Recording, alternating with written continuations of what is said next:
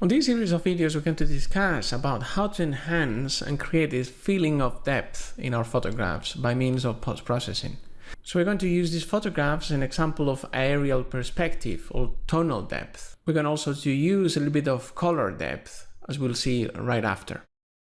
So normally when we see elements in the real life or experience in this world tell us that due to the light scattering properties of particles in suspension, distant elements are seen with less contrast and lighter than closer ones.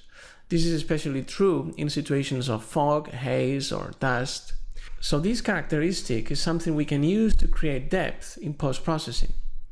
For instance, we can reduce the clarity, that is the micro contrast, and the contrast, and also lighten the tones of all those elements that are in the background.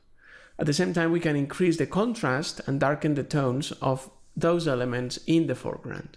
So the result is going to be an enhanced feeling of depth, which is particularly interesting in environments like the forest, like we have here on this photograph. So we're going to do that on this example. We're going to start with a white balance that is going to give me a little bit of color depth too. We're going to have some blue in the distance and then some yellow in the foreground. I'm going to set up the white point and the black point. More or less, we don't really want to go as far as black.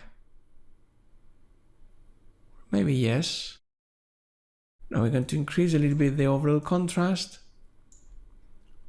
And now what we're going to do to bring more depth to this photograph is to do some local adjustments in different ways. So we're going to bring some more blue to the foreground. We're going to reduce its contrast and micro contrast. We're going to increase its tones slightly of the highlights and shadows. And I'm going to paint over that area. So we're going to paint only on the main background, as we can see here.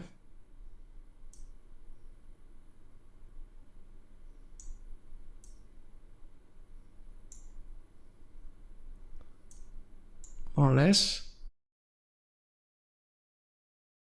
And we can see how this reduction of clarity and contrast is bringing me a certain feeling of distance. On this image, we're going to use different techniques in order to increase the visual depth. That is, we're going to enhance the aerial perspective. We're going to use color depth and also some tonal layering.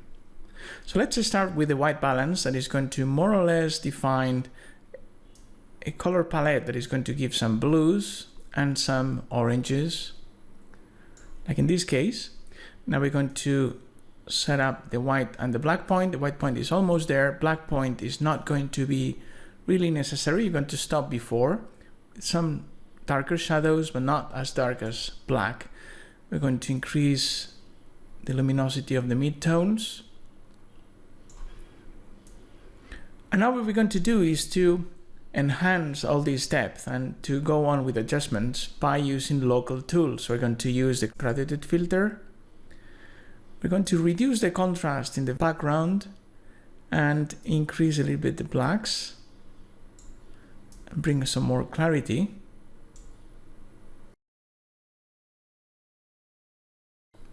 We're going to use this photograph as an example to end our series of videos post-processing with intent. And before saying goodbye, I would like to mention something, and that is how important it is to gain sensitivity and subtlety in post-processing. As we start processing our images, we frequently overcook them.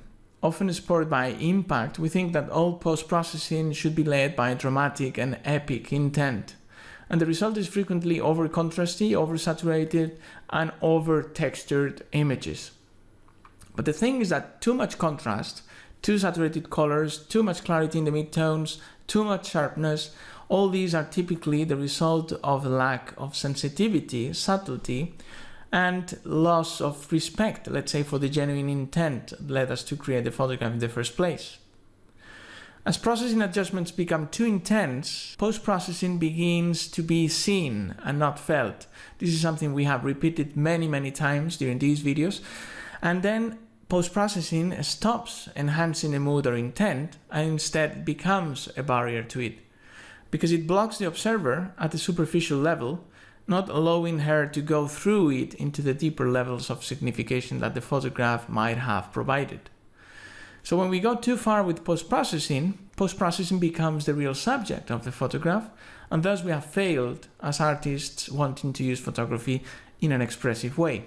In any case, we've all been there, and time, experience, maturity, and self-critique will help you develop sensitivity and the knowledge of when enough is enough. What is really important is that we are able to master just a few tools in a very intuitive way with a lot of experience, and after a while we forget that we're using the tools and we just go with the flow. We let go and we use our tools with confidence very quickly without thinking too much, and we allow our subconscious to step in.